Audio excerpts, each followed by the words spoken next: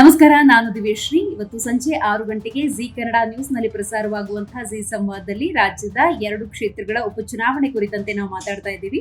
ಮೊದಲನೇದಾಗಿ ಬಾಗಲಕೋಟೆಯ ಕಾಂಗ್ರೆಸ್ ಅಭ್ಯರ್ಥಿ ವಿಚಾರಕ್ಕೆ ಬರುವುದಾದ್ರೆ, ಅಭ್ಯರ್ಥಿ ಪರವಾಗಿ ಈಗಾಗಲೇ ಮುಖ್ಯಮಂತ್ರಿ ಸಿದ್ದರಾಮಯ್ಯನವರು ಹಾಗೇನೆ ರಾಜ್ಯದ ಉಪಮುಖ್ಯಮಂತ್ರಿಗಳಾಗಿರುವಂತಹ ಡಿಕೆ ಶಿವಕುಮಾರ್ ಅವರು ಉಮೇದುವಾರಿಕೆ ಸಲ್ಲಿಕೆಯ ಸಂದರ್ಭದಲ್ಲಿ ಉಮೇಶ್ ಮೇಟಿ ಜೊತೆಯಾಗಿ ನಿಂತುಕೊಂಡಿದ್ದಾರೆ.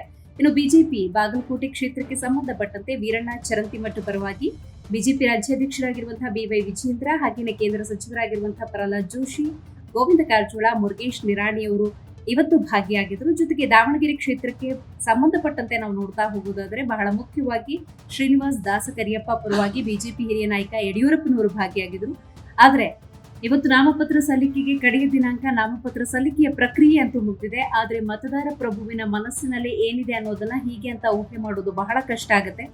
ಅಂದಾಜು 2.25-3 ವರ್ಷದ ಕಾಂಗ್ರೆಸ್ನ ಆಡಳಿತಕ್ಕೆ ಸಂಬಂಧಪಟ್ಟಂತೆ ಜನರ ಅಭಿಪ್ರಾಯ ಈ ಒಂದು ಚುನಾವಣೆಯ ಮೂಲಕ ಹೊರಬರುತ್ತೆ ಅಂತ ಹೇಳಿದ್ರೆ ತಪ್ಪಾಗೋದಿಲ್ಲ. ಹಾಗಾಗಿ ಈ ಉಪಚುನಾವಣೆ ಬಹಳ ಮುಖ್ಯ ಅಂತ ನಾವು ಕೂಡ ಪರಿಗಣಿಸಬೇಕಾಗತ್ತೆ. ಹಾಗಾಗಿ ನಿಮ್ಮ ಧ್ವನಿಯಾಗಿ ಇವತ್ತು ಜಿ ಸಂವಾದದಲ್ಲಿ ನಾನಿರ್ತೀನಿ. ನಿಮ್ಮ ಪ್ರಶ್ನೆಗಳನ್ನ ನಾನು ಕೇಳ್ತೀನಿ.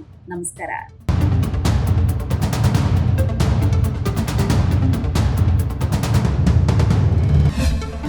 ಜಿ ಕನ್ನಡ ನ್ಯೂಸ್ ಪ್ರೀಮಿಯರ್ ಲೀಗ್ಗೆ ನೋಂದಾಯಿಸಲು ಈಗಲೇ ಸಂಪರ್ಕಿಸಿ 9711881960.